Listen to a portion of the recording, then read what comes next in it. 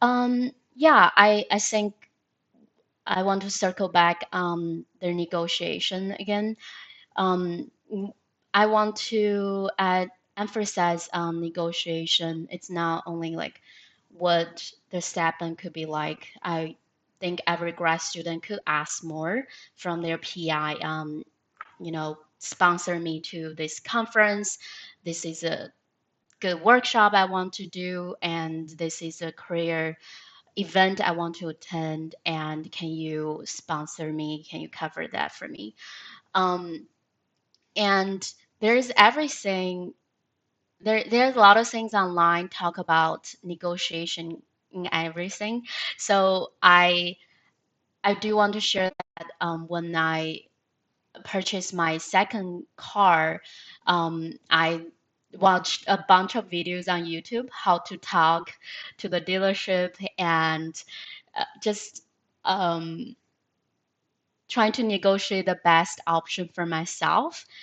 It was a quite funny, like real life big purchasement that I went to the dealership uh, and the dealer just thought I'm an innocent foreigner, didn't know what's going on, and um, so I think I um, really take advantage of negotiation and know that what's the best for me and argue that uh, those terms and um, yeah, I learned a lot from practicing negotiation and advocate for myself.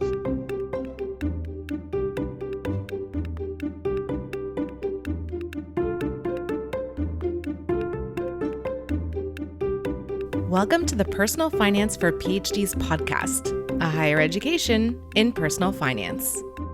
This podcast is for PhDs and PhDs to be who want to explore the hidden curriculum of finances to learn the best practices for money management, career advancement, and advocacy for yourself and others. I'm your host, Dr. Emily Roberts, a financial educator specializing in early career PhDs and founder of Personal Finance for PhDs. This is Season 19, Episode 7, and today my guest is Wen, a recent PhD graduate in plant pathology from the University of Wisconsin-Madison. Wen came to the U.S. for her master's degree immediately after finishing undergrad and started learning about the U.S. financial system, even though she had an avoidant money mindset.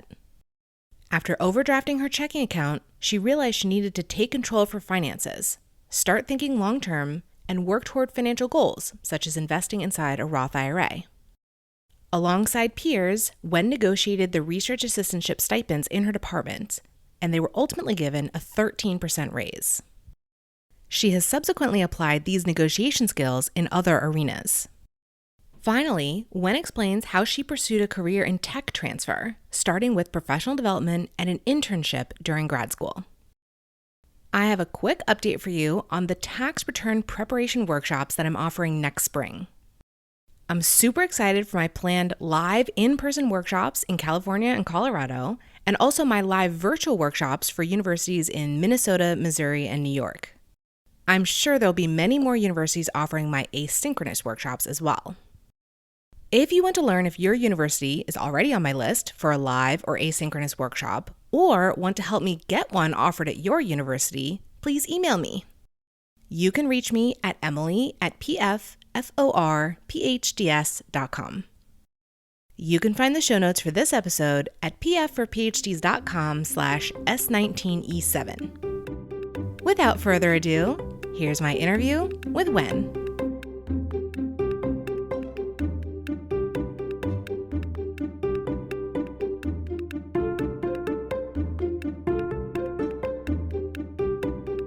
I am delighted to have joining me on the podcast today Wen, who is a postdoc in tech transfer at a university in Texas. And she's going to share with us about her sort of financial transition to the United States as an international graduate student and now postdoc, and also about her pivot to the field of tech transfer. So it's really exciting. Wen, will you please introduce yourself a little bit further for the audience? Yes, thank you, Emily. My name is Wen, and I'm a recent PhD graduate from University of Wisconsin-Madison, and my major is plant pathology. And when I started my PhD 4 years ago, I wasn't sure about much about financial situations and all my career plans. So I'm glad things are work out currently, and really happy to share with people in the going through grad school. So yeah, and I currently I just started working as a tech transfer early professional as a postdoc position at a university in Texas, and help researchers to protect their IP and licensing the IP to the industry. So it's quite interesting and fun new career for me. Yeah, that is great. Tech transfer was very intriguing to me when I was in graduate school as well, and definitely a career that I considered before starting my business.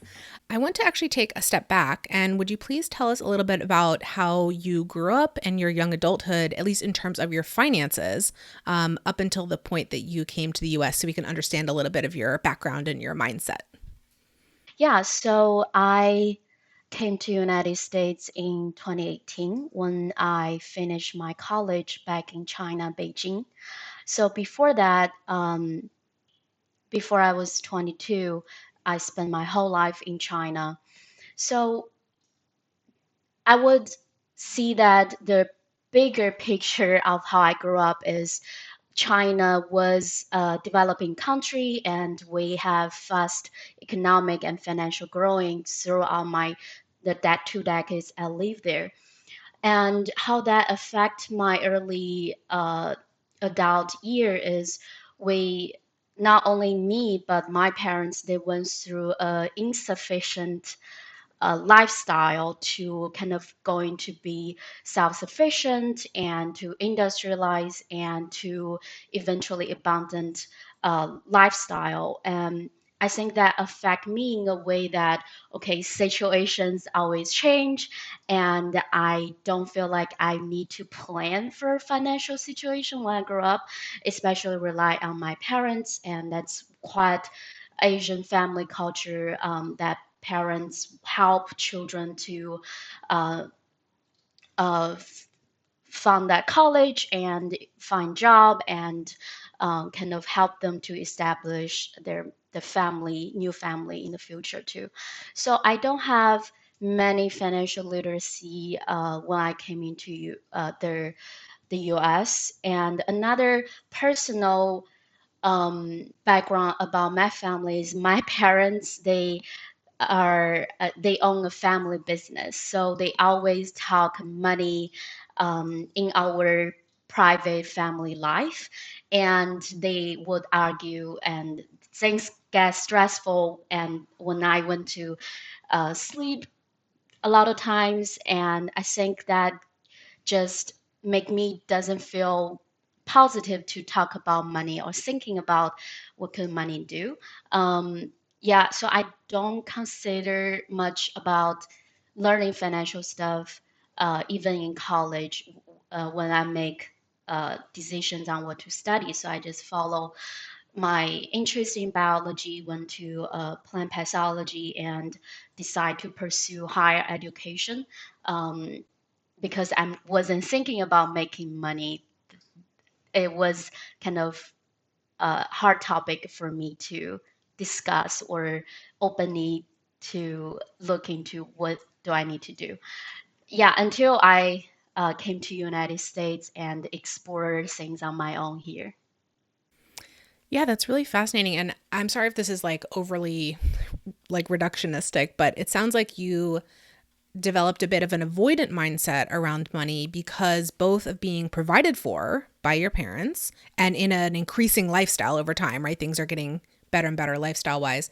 And also because of the stress that money caused in your household and that you absorbed some of that. And so that sort of came together to be like, well, it's all okay and I don't want to think about it. Does that make sense? Yes, Yes. Okay, so then there's a big shift, right, when you get to the US. Can you tell us about that and how it happened and how you were feeling and how you adapted to this new system? Yeah, so when I came to US, I started my master program in Ohio State. And I was awarded the research assistantship, so the regular RA stipend to start. And it was quite efficient for me to start living there because to cover rent and groceries. I was just excited to just experience all things. Um, and I got my first credit card when I came to United States. It's now the same in China. And I got my first used car in my second year. But I think there was a turning point when after I pay my car payment to buy the car, my bank account I didn't realize it went to negative. And then I got a fine of the overdraft fee, $39. I still remember that. So I went um, really anxious. I'm like, how could this happen? And the bank can just take overdraft fee from me. And um, I think I was able to argue with them, saying, "Hey, it was my first time. I was new to this system." So at that point, I realized, okay, like I need to take serious on my situation. I need to plan and budget very well to buy things, and know how much number in my account, how much do I have, and um, so I save more and during COVID, I moved to Madison, Wisconsin, which is a higher cost of living city for a grad student. Um, I just started to saving even more for the moving and adjust to the high rent here. Can you say a little bit more about how you got into that more of like long-term or annual planning? Because I can imagine that's a really difficult thing for someone who's, within a year or two of being financially independent from their parents. I know it took me several years to start sort of pushing that time horizon out for the planning, right?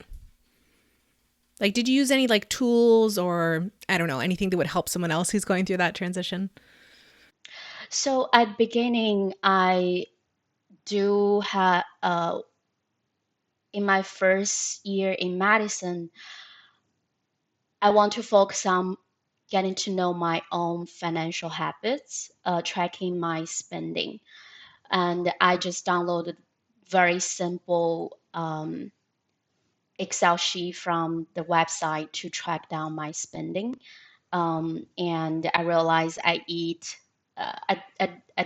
spend more money takeout and some online shopping and necessary fashion stuff um, into some unnecessary items. Um, Sounds I pretty think typical pandemic spending though, right? I know, and invest in couples' hobbies. Um, yeah, I think those the first step is getting to know myself and get rid of the spending I didn't realize I was doing, and then I figured out if I want to save extra, um, cutting spend it's one thing, and another thing is I found some resources on campus. Back then, we do have international student group that uh, we will go to their local food pantry that's on campus. And they are very fresh produce. We go weekly with a bunch of international students, and we it's just like a grocery shopping. And I got save quite a lot of money from that. And sometimes our dining hall, um, they will have extra dining food and they will pack very well and give to students. I think all this on-campus activity, on-campus resources help me a lot to save some necessary spending as well. And it's a way for me to find my community that time. Yeah, thank you so much for sharing that. Is there anything else that you wanted to add about kind of adapting to the U.S. Financial system? I think getting the social security number and just a first debit card was essential for us to get paid.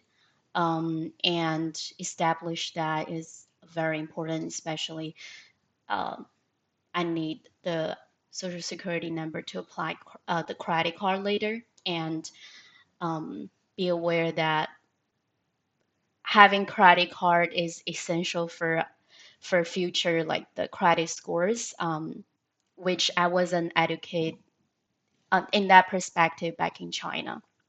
We don't use credit score. Um, and also, I just think it's extremely more important for international students have the emergency savings because we don't have um, the the support that domestic students have, um, and always have that saving would just help so much, um, and at the same time take advantage of the health insurance, the benefits that come with a student stipend.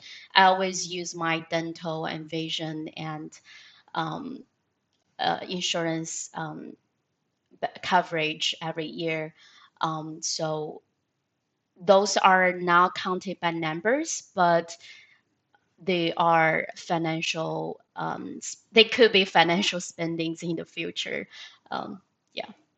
Yeah, that's great that you have that insurance provided to you by your program. I know not everybody has that, but it's something that more and more programs are adding if they don't already have it. So I believe you told me in advance of our interview that you increased your stipend during the course of graduate school. Can you tell me how that happened? Yeah, I think it's just a process of negotiation between our grad student group with our department. And when I started my PhD 4 years ago, we had that huge inflation, like about 8% um, that year. So I realized our department only increased like about 2% into the student stipend that year. Um, and the something I think it's critical is timing. Most of the universities, or at least our department, will decide how much to pay the year ahead for a student. So, for example, this August, the department will submit their budget for uh, next year's next fall students payment. So I just couldn't thinking about like this lack of catching up eventually just will make our step and pay so behind the current raise of rent. So in my first year, I realized this financial hardship, but I think we started talking about it, and until second year, I actually joined the student body, kind of our grad student council, and I initiate more discussion.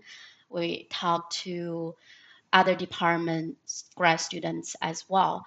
And eventually, I designed a survey right after actually Nature published a paper on the graduate student stipend survey results. Was that So the biology PhD stipends one? yeah, I think so. It has a bunch of um, PhD programs data that related to our program, Yeah. entomology, plant pathology, horticulture. We'll link to So the episode that I did with the one of the co-founders of that database. So we'll link to that in the show notes.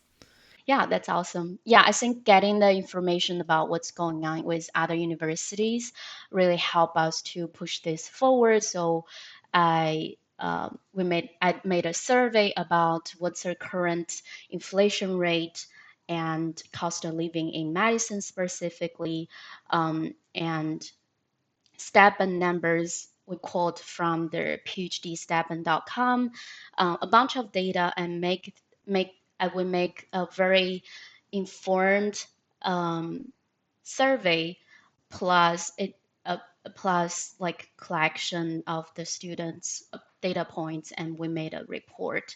So we were able to present the report at our department meeting before they make a decision. And um, it's hard to um, really let them to because they have their budget difficulty as well. So we will patiently talk about this with our department faculties and administrations. And I think we got their feedback. They want to, so we asked more data from other universities, similar program.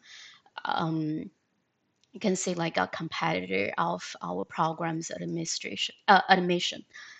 So I think after two times, like monthly meeting like that, we were able to they vote increase stipend about 13%, which includes 8% inflation and 5% extra for their cover our student sec fees.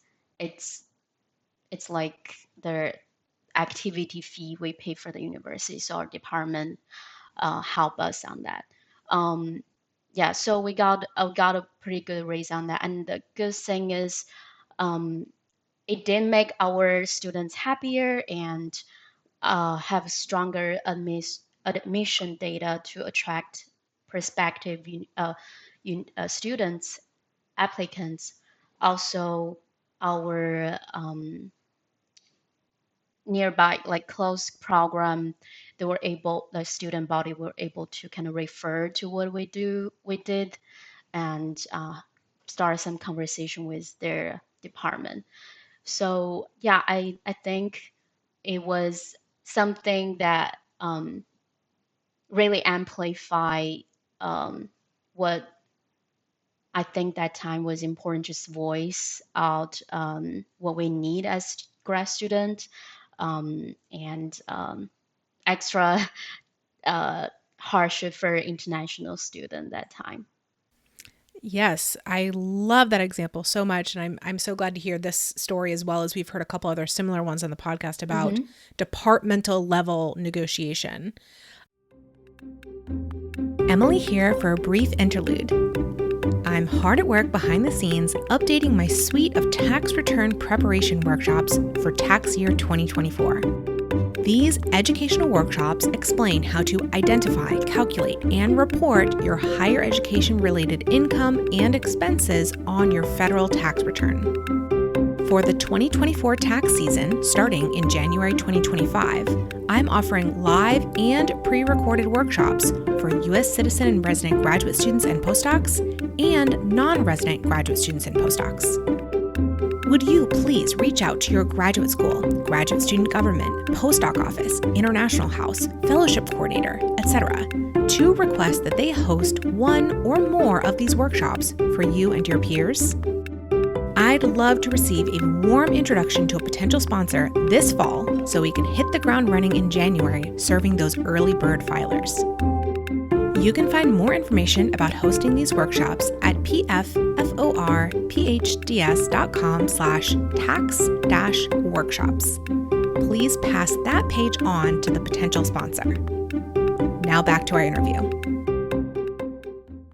So you just mentioned, especially for international students. So like the way I view this, you can tell me if you agree, is that in that period of high inflation, or at really any time when stipends are not keeping up with basic cost of living expenses, the international students are the ones who suffer the most because domestic students have sort of financial pressure release options, which are you can get a side hustle I mean, your department may not like it, but it's legal. You can do it.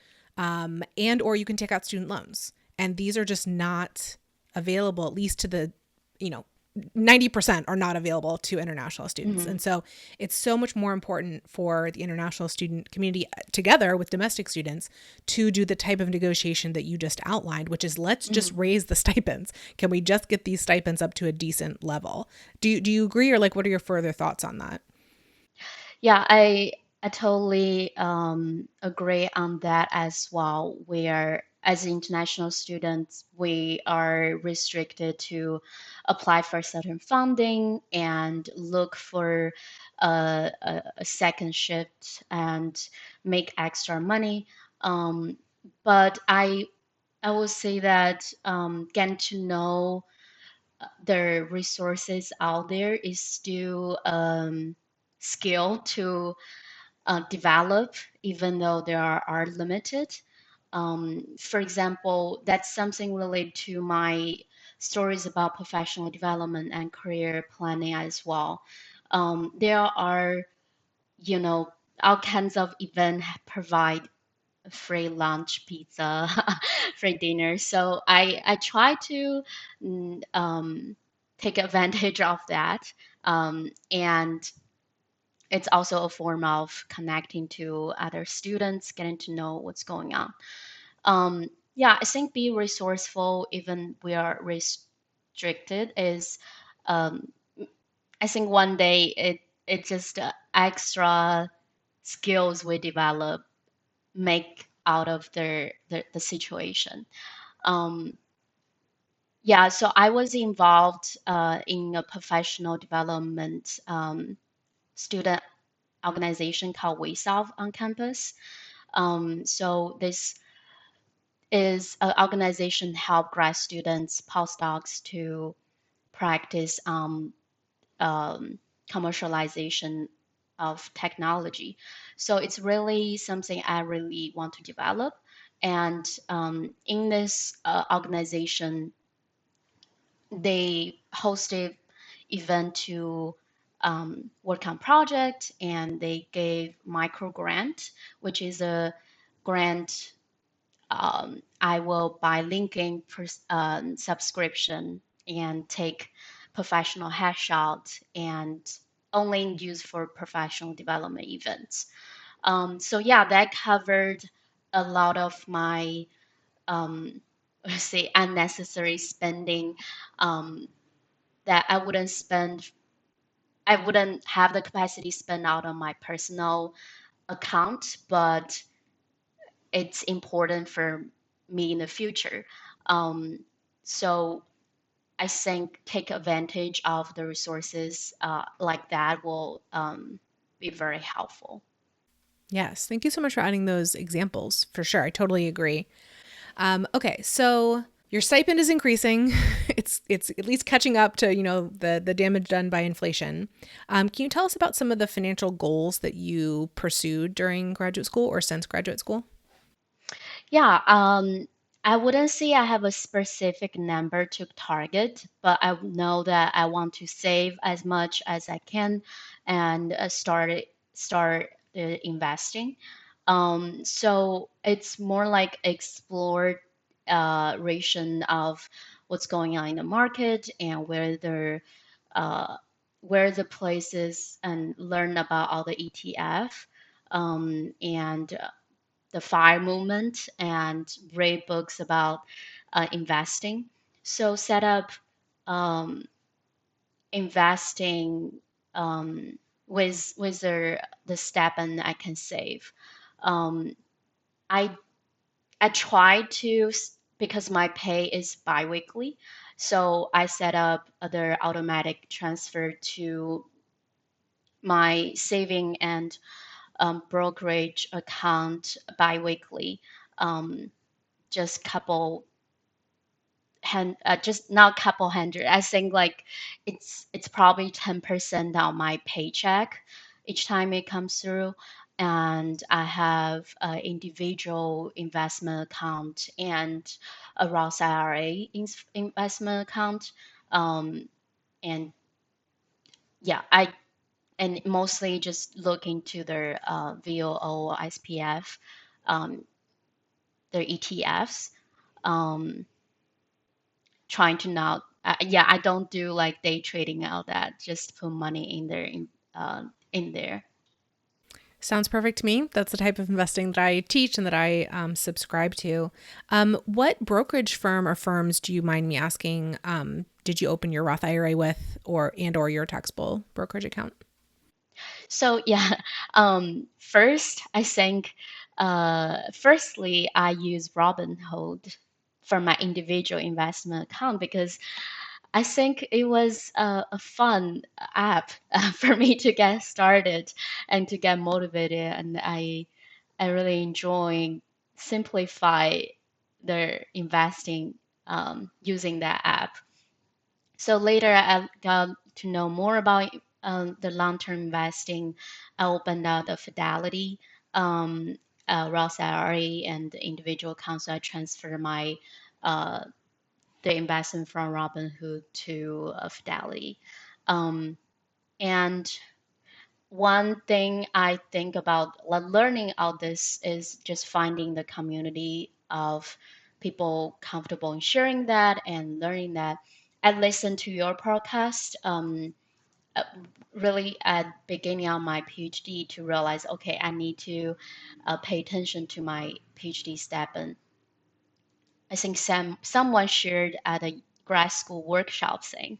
So I clicked and I subscribed. And later I did follow some podcasts. Her 100, her first 100K raised books about like the most important thing about investing.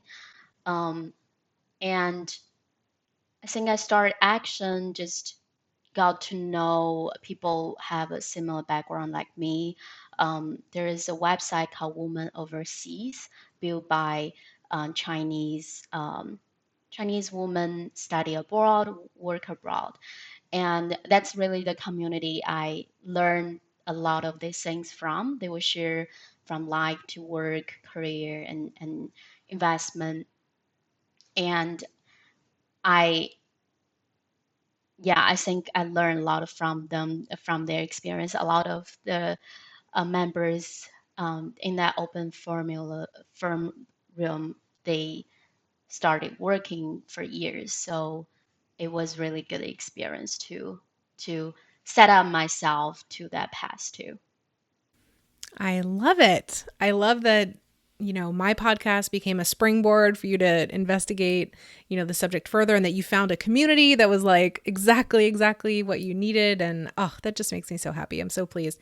There's such a huge amount of resources, financial education related areas now, that kind of everybody can find their community that reflects, who they want to see and who they want to be like. And I get to be one of the voices in the PhD space, but then everybody has multiple aspects of their identity, so like we can expand beyond that. And oh, I love that so much. Is there anything else you want to add about the financial goals you've pursued during graduate school aside from the investing ones? Yeah, I think I want to circle back the negotiation again. Um, I want to emphasize negotiation. It's not only like what the stipend could be like. I think every grad student could ask more from their PI. Sponsor me to this conference. This is a good workshop I want to do, and this is a career event I want to attend. And can you sponsor me? Can you cover that for me? Um, and there's everything there's a lot of things online talk about negotiation in everything. So I do want to share that when I purchased my second car, I watched a bunch of videos on YouTube how to talk to the dealership and just um, trying to negotiate the best option for myself. It was a quite funny, like real life big purchasement that I went to the dealership, uh, and the dealer just thought I'm an innocent foreigner, didn't know what's going on, and um, So I think I um, really take advantage of negotiation and know that what's the best for me and argue that uh, those terms and um, yeah, I learned a lot of from practicing negotiation and advocate for myself. Love it. And that's a skill you're going to be using literally throughout the rest of your life. So it's fantastic to master that early. And especially, I know that the cultures around negotiation are very different. So, especially to understand how to do that in an American context, it'll be received by other people in this culture. That's awesome. Okay, let's talk about then your current postdoc position and how you got to it and why you chose to make this pivot to tech transfer. And you already mentioned earlier that there was this specific professional development group that you were involved with. So maybe you could start back there with like the preparation and then like your choice in like getting your new position. Hmm. Yeah. So I would say like compared to financial goal I had at the beginning of my PhD, I'm more really like clear about my career goal. And I took PhD as one of a professional period on my resume. So I I don't think I'm a student in school. I think it as a career I'm at right now. So I know that I am not the best person, best at myself to do bench science when I went in the PhD program here, and I want to connecting people, and I want to bridge the science and market gap. So I know that my goal like 4 years later my PhD after PhD I want to do that kind of thing. um, but I learned a lot doing science and talk about science, and so I think I have that goal just over my head and took every opportunities in the professional development organization, and I took extracurricular courses on IP that taught by another economic department. And then that led me to an internship on campus at our tech transfer office. And I learned really through the internship that 1 year time and got and just confirmed my interest in tech transfer space. I really enjoy talk to scientists and about their innovation and on different topics of projects, and then connecting that idea to the market. What could we amplify the value of research and license this patent? So I think like networking in that space and outside our university and connecting to other tech transfer office, um, just it was a great. I talked to a lot of PhD working in that space. Really see myself can make that transition. So that's what I did. I applied and talked to people and eventually landed this tech transfer role. And I think it's very um, a good fit for me to really combine my interest and the science background. Yeah, I love how you emphasized like we're not in a PhD program simply to finish the PhD and do research. I mean, if that is exactly in your professional goals and you want to just keep doing research in that area and you're going to stay in academia or you're going to pivot to something really, really close. Actually, my husband followed that path. Like his research is very close to what he did during graduate school research wise. So like it was a good preparation. But if you want to make any kind of a little sidestep from that, like you need to start layering on those experiences and that networking and exploration. Because of course you don't necessarily know right away what your goal is going to be, your career goal. So it's about figuring things out and exploring the space. And I love that you got to do an internship. Did you say it was for a year with the tech transfer office?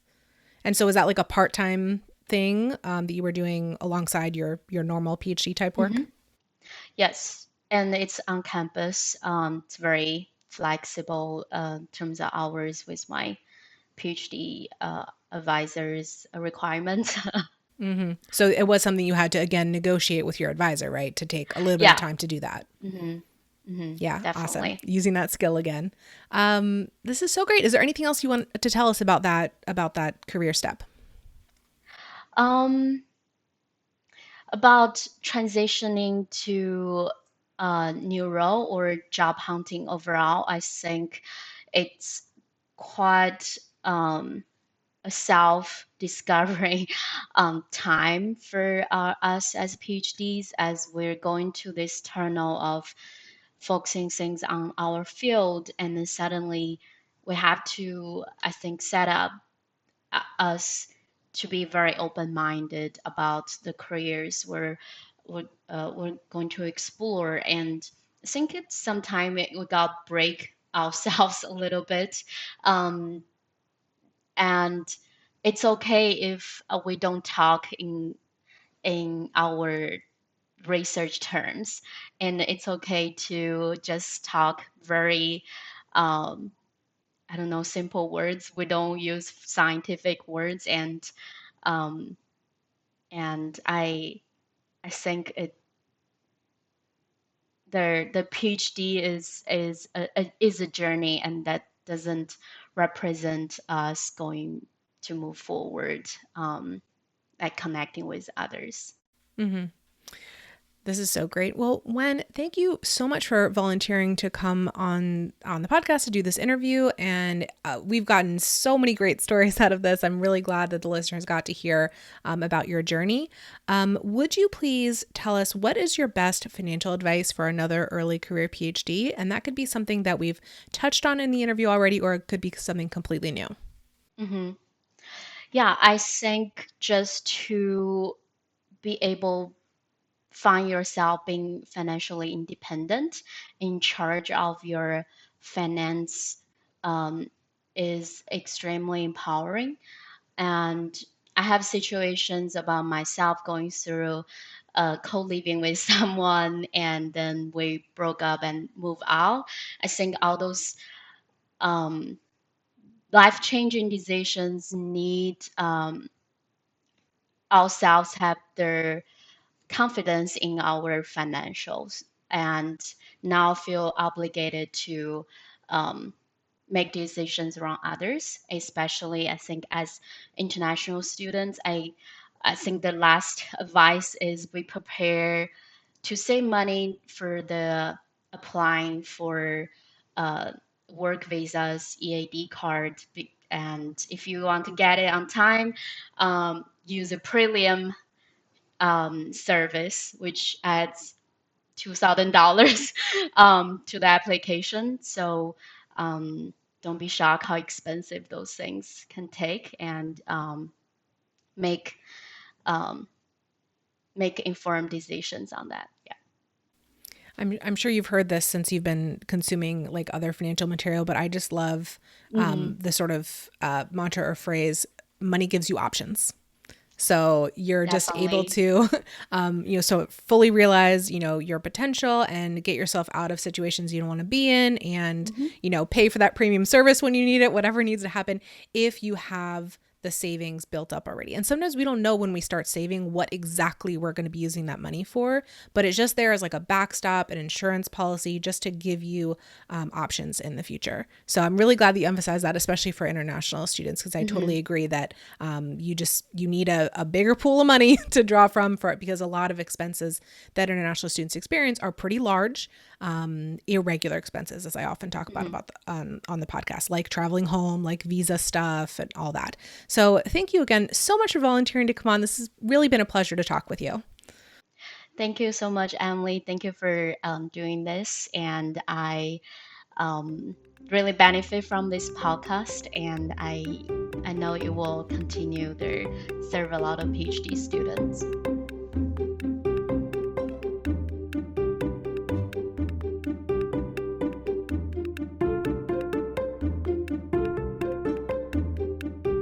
Listeners, thank you for joining me for this episode.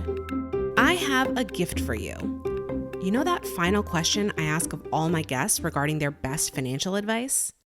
I have collected short summaries of all the answers ever given on the podcast into a document that is updated with each new episode release. You can gain access to it by registering for my mailing list at pfforphds.com/advice. Would you like to access transcripts or videos of each episode? I link the show notes for each episode from pfforphds.com/podcast.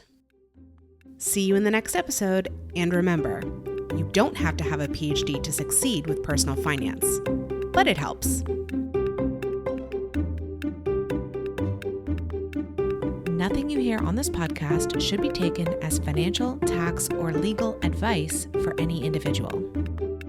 The music is Stages of Awakening by Poddington Bear from the Free Music Archive and is shared under CC by NC. Podcast editing by Dr. Lourdes Bobbio and show notes creation by Dr. Jill Hoffman.